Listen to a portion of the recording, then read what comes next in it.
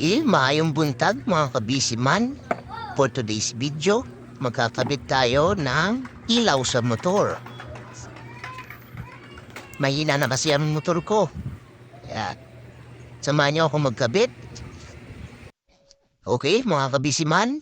Ito na, pinabaklas ko na. Para masilip natin kung saan natin pwedeng padaan ng wire.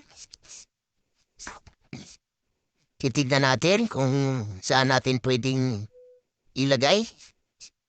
Ah, DIY ko lang pala ito sa mga master dyan.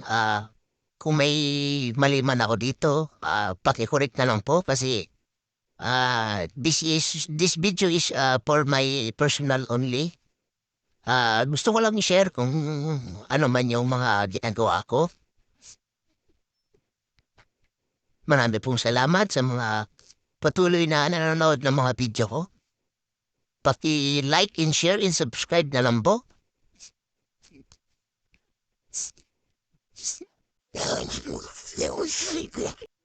At ito na nga po, natanggal ko na po ang headlight. Tinitingnan po na dyan kung saan po isisingit. At okay po, masusi namin pinag-aaralan ng kabady ko. Kung saan namin pwede ikabit ang wire.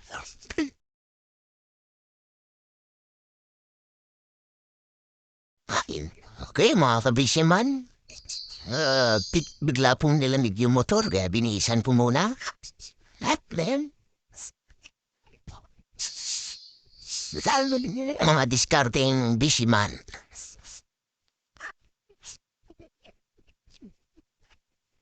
Keep watching lang mga kabisiman.